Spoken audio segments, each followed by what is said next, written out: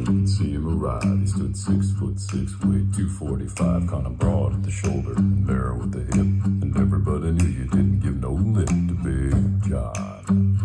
Big John, Big John, Big Bad John. Big John.